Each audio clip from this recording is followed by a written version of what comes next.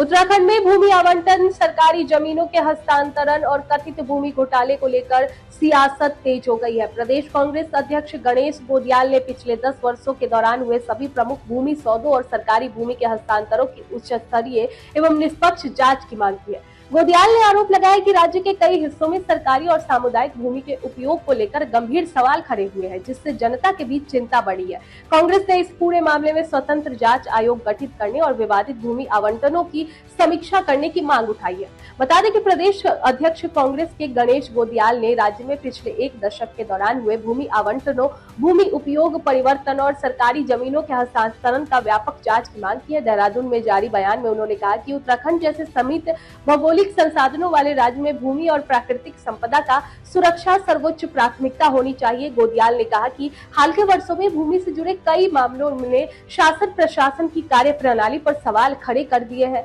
उन्होंने कहा कि अनियमितताओं की पुष्टि होने के बाद कई अधिकारियों पर कांग्रेस कार्रवाई की भी हुई थी। कांग्रेस प्रदेश अध्यक्ष ने आरोप लगाया कि राज्य के विभिन्न जनपदों में बहुमूल्य सरकारी भूमि के हस्तांतरण और निजी हितों के लिए उपयोग किए जाने के मामले सामने आए हैं। उन्होंने मसूरी के जॉर्ज एवरेस्ट क्षेत्र, डाक पत्थर में जल विद्युत निगम की भूमि और नैनीताल के रामगढ़ क्षेत्र से जुड़े मामलों का भी जिक्र किया। गोदियाल ने उत्तराखंड निवेश एवं अवसंरचना विकास बोर्ड के माध्यम से विकसित किए जा रहे लैंड बैंक को लेकर भी चिंता जताई। उनका कहना है कि विभिन्न विभागों की भूमि को एकत्रित कर भविष्य में निजी हितों के लिए इस्तेमाल किए जाने की आशंकाएं जनता के बीच बनी हुई है। उन्होंने कहा कि पर्वतीय क्षेत्रों में चारागाह, पंचायती और सामुदायिक भूमि पर भी संकट मंडरा रही है तथा कई स्थानों पर ग्रामीण समुदाय अपनी पारंपरिक भूमि बचाने के लिए संघर्ष कर रहे हैं। प्रदेश कांग्रेस ने मांग की है कि पिछले 10 वर्षों के सभी प्रमुख भूमि आवंटनों और हस्तांतरणों की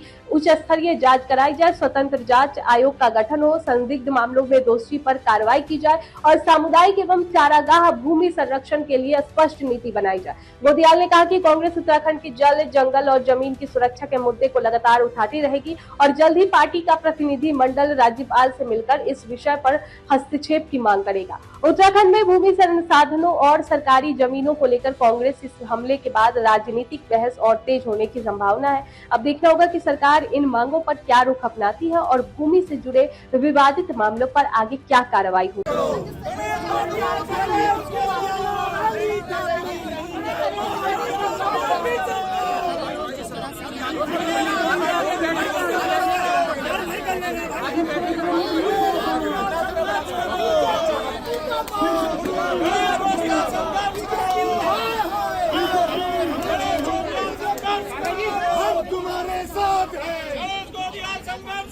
हम तुम्हारे साथ हैं। गणेश गोदियाल संघर्ष करो, हम तुम्हारे साथ हैं। अरे भूमाफिया की सरकार नहीं चलेगी, नहीं चलेगी, नहीं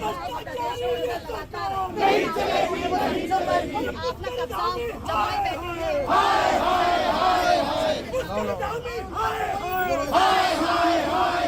भूमाफिया को संरक्षण देना बंद करो, बंद करो, बंद करो। भूमाफिया को संरक्षण देना बंद करो, बंद करो, बंद करो।